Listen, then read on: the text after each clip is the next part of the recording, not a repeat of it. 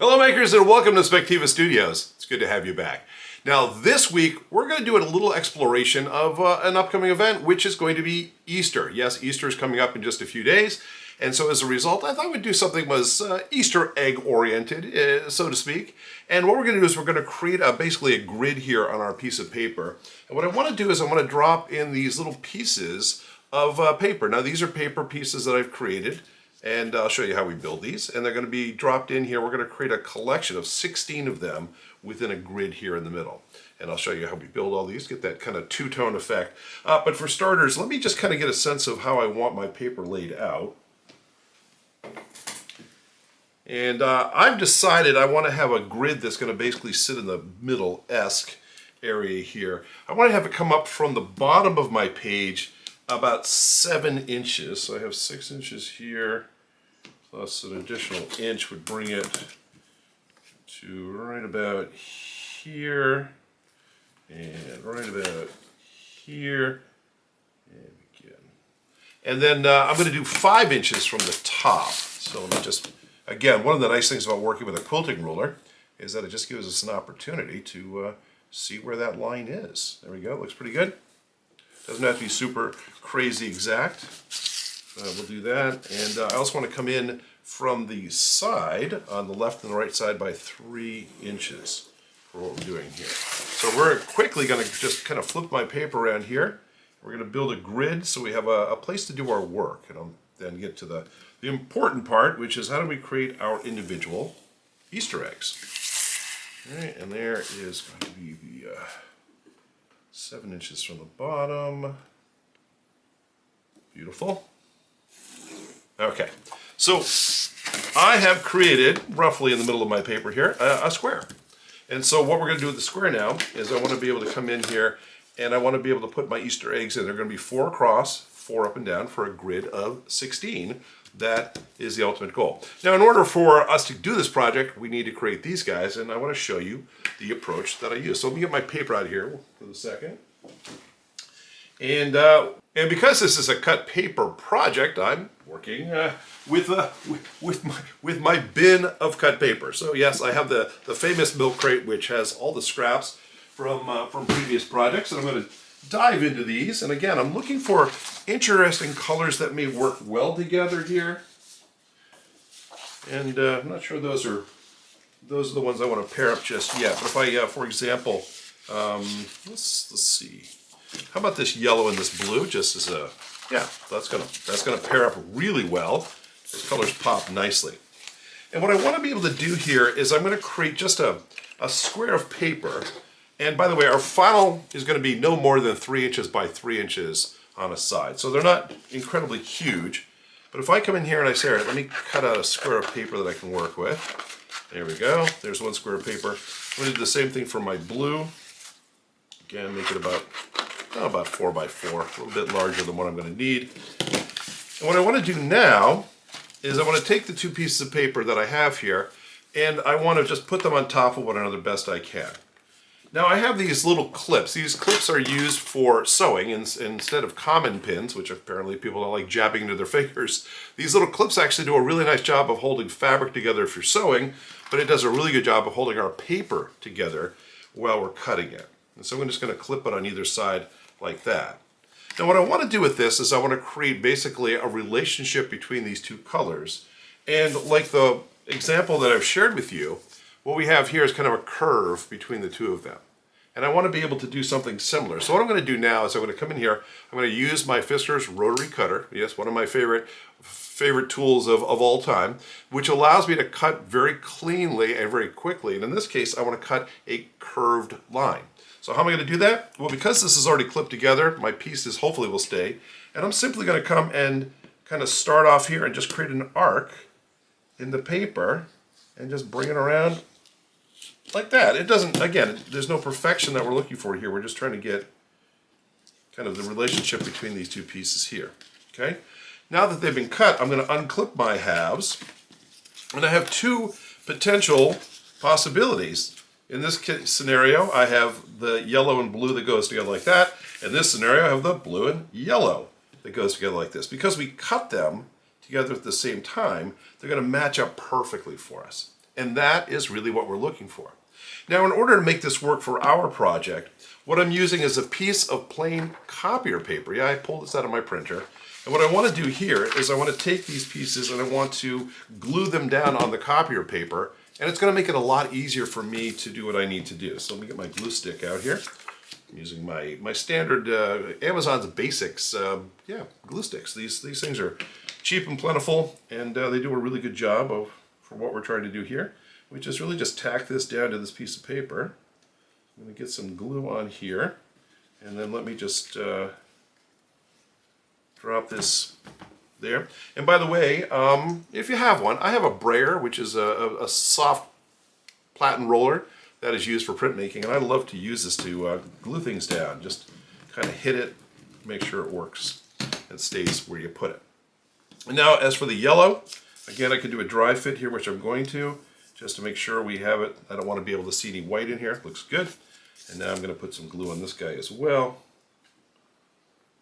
Try not to get it all over my working mat. But, the working mat is due for a bath soon, so it's not going to be the end of the world if we do.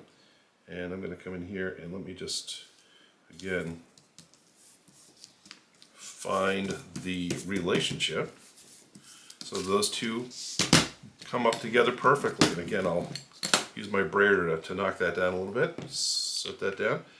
And there we go. So now we have been able to take our blue and our yellow piece, because we cut them that way. And now I'm going to grab a pair of my favorite craft scissors here, which I'll leave a link in the bottom as to what these are. These are actually, as I've shared in the past, these are poultry shears. Yeah, these are designed for kitchen use for cutting meat. But I love them. I love them when I'm working in the studio. So here we are. And I'm going to come in here. I'm going to create, in essence, my ball, the round shape that I want here. And I can start off big and kind of work it out over time. But what I'm basically doing is I'm going to come in here and create something that will work. I don't want it to be perfectly round. I want it to be, a little lopsided, if you will. And again, I might need to make it a little bit smaller, but not a problem. Again, with my trusty scissors, just a matter of paring off the stuff I don't want.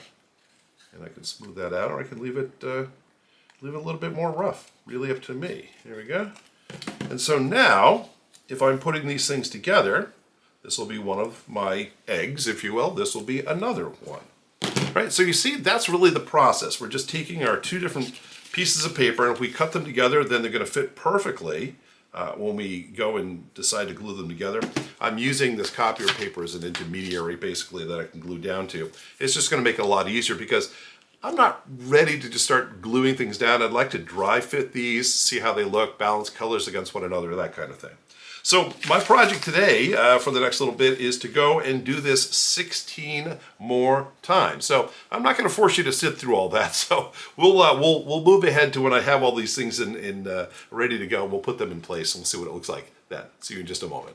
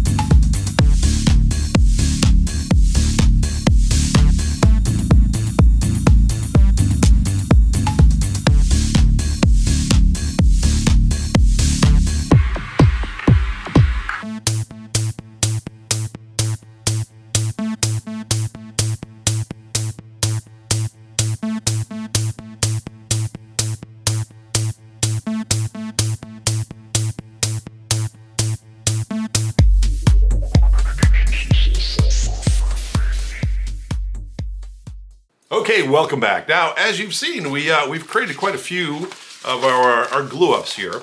And again, we're just taking the different pieces and we're putting them onto this white copier paper as an intermediary. Just makes it easier for us to cut it apart and work with it. And now it's just a matter of taking these guys and I'm going to go and create, something that looks Easter eggish sort of thing. And again, my balance of colors is going to be, it's going to be dependent kind of on my whims, to be honest. I'm trying to create something that's going to be roughly the same shape. as the other eggs, if you will, that I'm creating. I have a few here that I've made. And just want to make sure within the range. I may have to trim some of them down a little bit more. And as for the balance of, how much of one color, how much of the other, again, sometimes just a little sliver of, like, I'll just take a sliver of this top pink, and the brighter pink will be the one that carries it through a little bit more. Do that. Other cases, maybe it's a little bit more of a combination of those two different colors. So, like that. It's almost half and half. I'm creating almost like rocks here. And like I said, I might need to trim these down a little bit further when I start placing them in, but we'll start with kind of a rough idea. But it's a lot more fun, I think, than well, if you've ever had to dye Easter eggs, and having raised children, I've dyed more than my share of Easter eggs. And the nice thing about this is, at the end of the day, yeah, your fingers aren't different colors, so that might be a plus. But it does give us a lot of variety as well. And I've also included in here, usually I have the tendency to go with, blinding polychromatic combinations, but I've done a few kind of earth tone types of things to, balance this out. Nothing has to be incredibly garish all the time. I try to tell my brain. But my brain goes, I like the bright colors, let's make them happen.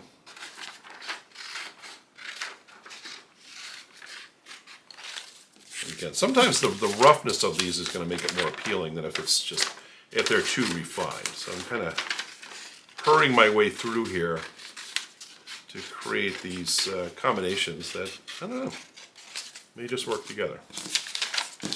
All right, how do we go here?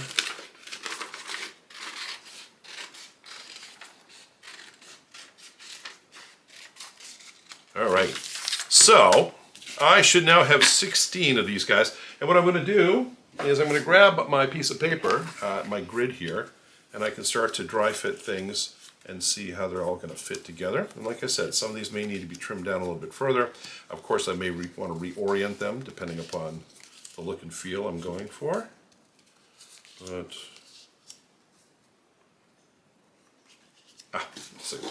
I knew I had more. I have an extra one actually, depending upon what my needs are. And I can do a little bit of, if I feel any colors being repeated too often, I can move things around a little bit. Right, now some of these are a little bit bigger than their counterparts, so I'm just going to take a moment to just do a little trimming. Bring it down just a little bit. Okay, so that'll look nice. And again, let's kind of move colors. Now, question I might ask myself is, do I want to create some sort of a line where the center points of each one of these eggs is kind of aligned with its partner? So there's kind of a top and a bottom. Okay, and that might work. That's not a terrible thing, as opposed to just kind of randomly throwing them in here. So I'll look at both variations and make a decision accordingly. That's kind of cool.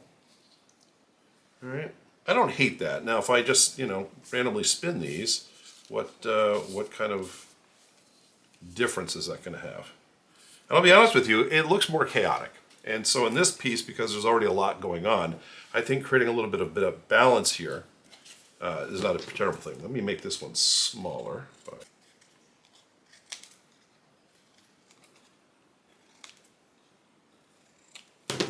Okay, that looks good.